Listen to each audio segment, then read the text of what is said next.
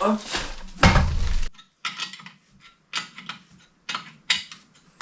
Donc tu peux lâcher là déjà.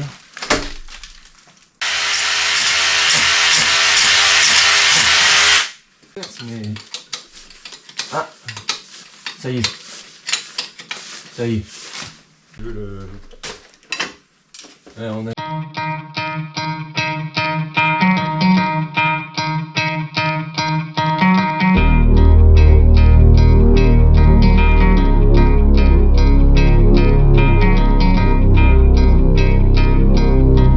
Là j'ai arrêté la machine parce que on sent quand il y a le morceau de béton qui se casse, ça fait une petite vibration comme ça sur la machine et c'est pas bon du tout de continuer de carotter avec le morceau de béton qui est à l'intérieur parce que ça déséquilibre la machine.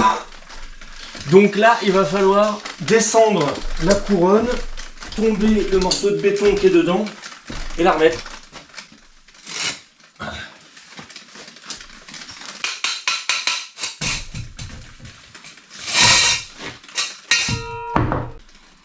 Un petit peu de granit ici. Et là, à mon avis, on est arrivé à la jonction entre la pierre et le granit. Donc il doit rester plus que du granit. Je pense qu'on a un peu plus de 50 cm. Là, j'étais à 30 cm, donc il doit y avoir 20 cm de granit encore.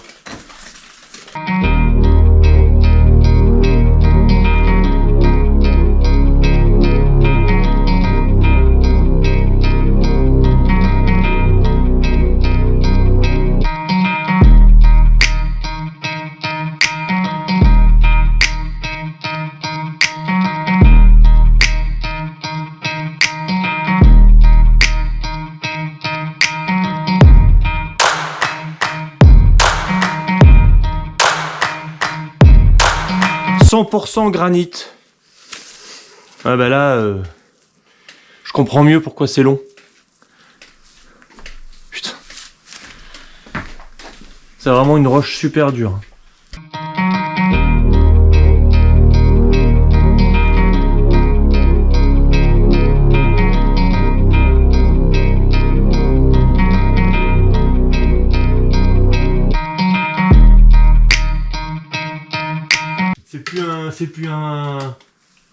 C'est plus un carottage.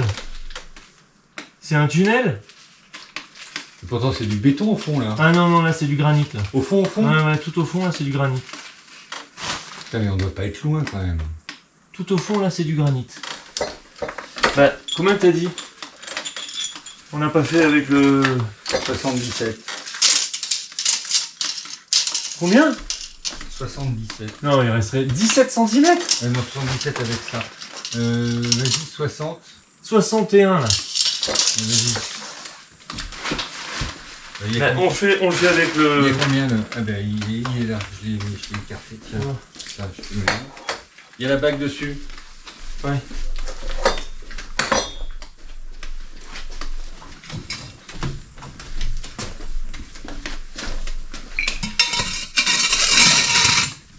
Donc on fait avec ça. Oh, putain, les deux rallonges quoi.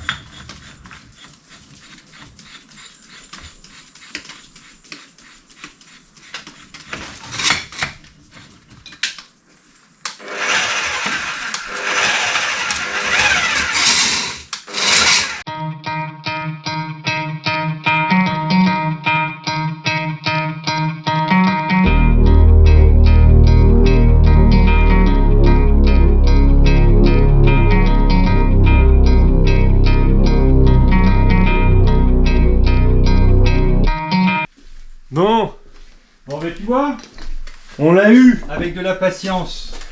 Alors, je fais pas de placement de produit, hein.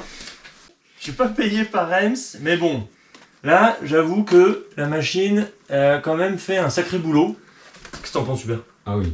Il faut jeter une eau peut-être avant que tu... L'eau, elle est coupée, donc tu vas pouvoir couper l'eau, ouais. Donc là, on vient de carotter, combien? 72 cm. Entre 72 et 75. Avec des bonnes parties de granit. C'était pas que du granit, mais on va voir ce qu'on va enlever là. Ouais. À mon avis, il y avait au moins la moitié qui était en granit. Alors le point faible dans ce genre d'opération, pour moi, c'est la fixation. C'est-à-dire que la fixation, elle est primordiale pour éviter les vibrations, les résonances et pour garantir le carottage jusqu'au bout. L'idéal, c'est de passer, pour moi, l'idéal, c'est de passer une tige filetée de part en part dans le mur et de la prendre en sandwich. J'ai déjà fait.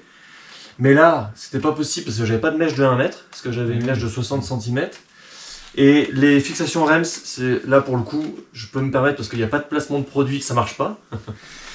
Donc la fixation REMS, le principe c'est d'abord c'est de percer à 15, donc c'est un diamètre de forêt qui n'existe pas. Donc ça, enfin qui n'existe pas, on le trouve chez Wurth mais c'est très rare, on trouve du 12, du 14, du 16, mais pas du 15.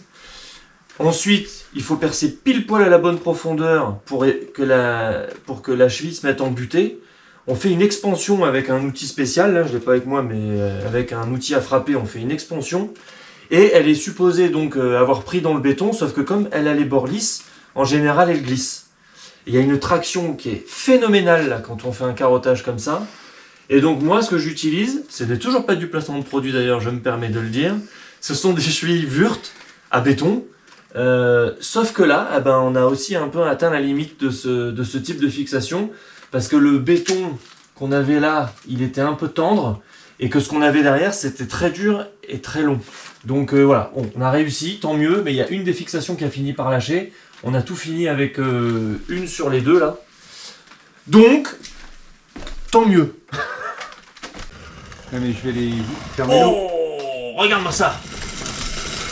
Voilà, cette vidéo est terminée. Je vous dis à bientôt pour la suite de ce chantier. Merci d'avoir suivi, merci d'avoir regardé la vidéo. N'hésitez pas à poster des commentaires, n'hésitez pas à poser des questions. Je vous dis à bientôt. Salut!